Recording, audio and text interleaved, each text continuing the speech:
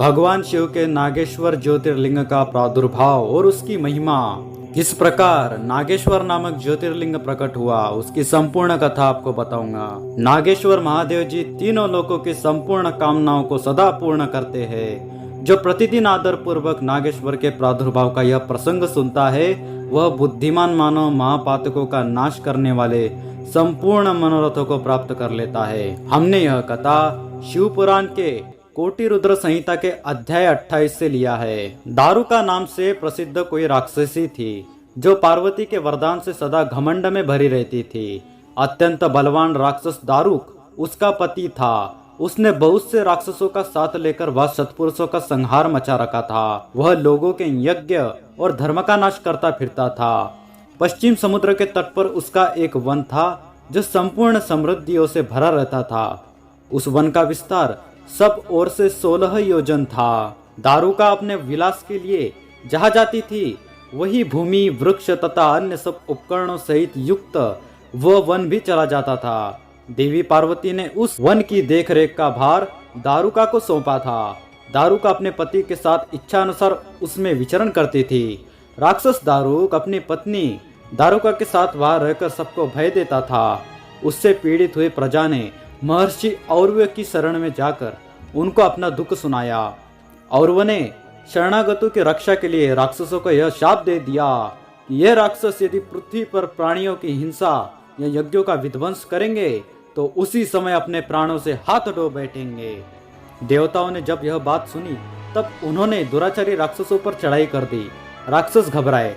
यदि वे लड़ाई में देवताओं को मारते तो मुनि के साप से स्वयं मर जाते और यदि नहीं मारते तो पराजित होकर भूख से मर जाते। उस अवस्था में राक्षसी दारुका ने कहा कि भवानी के वरदान से मैं इस सारे वन को जहाँ चाहूँ ले जा सकती हूँ। यो कहकर वो समस्त वन को ज्यों का त्यों लेकर समुद्र में जा बसी। राक्षस लोग पृथ्वी पर न रहकर जल में निर्भय रहने लगे और वहाँ प्राणियों को पीड़ा देने लगे। एक बार बहुत सी नावें उधर आ निकली जो मनुष्य से भरी थी।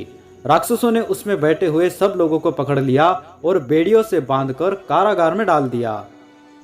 वे उन्हें बारंबार धमकियां देने लगे। उनमें सुप्रिय नाम से प्रसिद्ध एक वैश्य था जो उस दल का सरदार था। वह बड़ा सदाचारी भस्म रुद्राक्षधारी तथा भगवान शिव का परम भक्त था। सुप्रिय शिव की पूजा किए बिना भोजन नहीं करता था।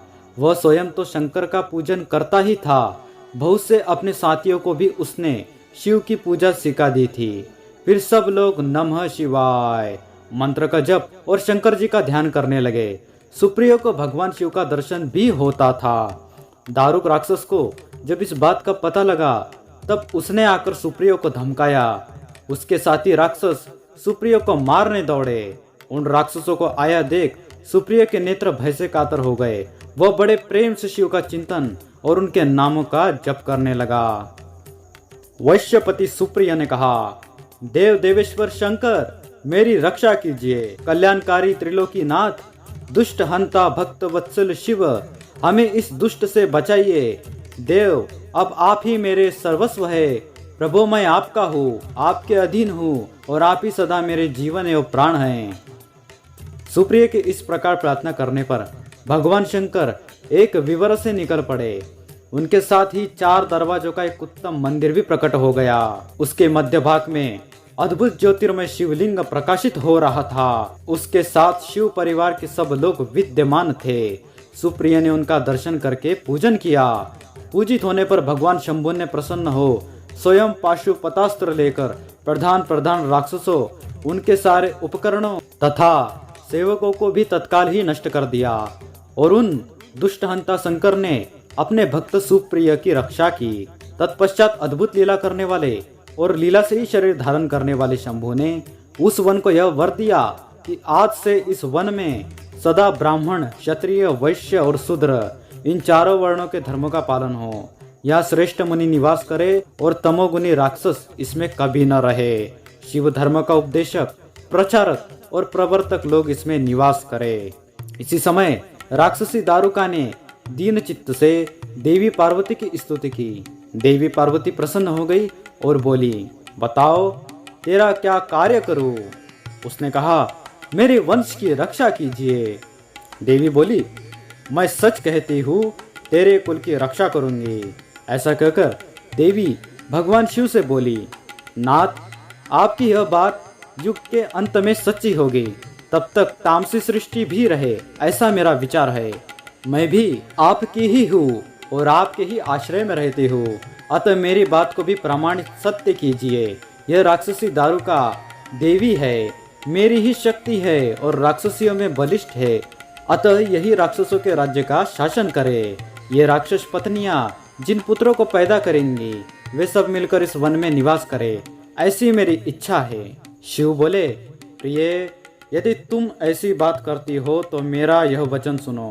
मैं भक्तों का पालन करने के लिए प्रसन्नता पूर्वक इस वन में रहूंगा। जो पुरुष या वर्ण धर्म के पालन में तत्पर हो, प्रेम पूर्वक मेरा दर्शन करेगा, वह चक्रवर्ती राजा होगा। कलयुग के अंत और सत्ययुग के आरंभ में महासेन का पुत्र वीरसेन राजाओं का भी राजा होगा। वह मेरा भक्त और अत्यंत पराक्रमी होगा और यहाँ आकर मेरा दर्शन करेगा। दर्शन करते ही वह चक्रवर्ती सम्राट हो जाएगा। इस प्रकार बड़ी बड़ी लीलाएं करने वाले वे दंपत्ति परस्पर हास्ययुक्त वार्तालाप करके स्वयं वहां स्थित हो गए। ज्योतिर्लिंग स्वरूप महादेव जी वहां नागेश्वर कहलाए और शिवा देवी नागेश्वरी के नाम से विख्यात हुई। वे दोनों ही सत्पुरुषों को प्रिय है। इस प्रकार हमने आपको नागेश्वर ज्योतिर्लिंग की संपूर्ण कथा सुना दी। यह नागेश्वर मंदिर भगवान शिव को समर्पित है। यह द्वारका गुजरात के बाहरी क्षेत्र में स्थित है और 12 ज्योतिर्लिंगों में से एक है। आप इसका जाकर दर्शन कीजिए और पुण्य प्राप्त कीजिए। ये सभी कामनाओं को पूर्ण कर देते हैं। किसी भी ज्योतिर्लिंग के दर्शन करने से पहले उसकी कथा सुनना अनिवार्य होता है, तभी उसका पूर्ण फल प्राप्त होता है, क्योंकि हमें उसका महत्व पता चलता है। इसलिए यह वीडियो अवश्य देखें और अपने प्रिय गणों से इसे शेयर कीजिए। वीडियो पसंद आए तो लाइक कीजिए और कमेंट में हर हर महादेव और ओम नमः शिवाय अवश्य लिख दीजिए। सनातन धर्म की है ये कथा, सुनाते हैं हम भगवान की महिमा गाथा।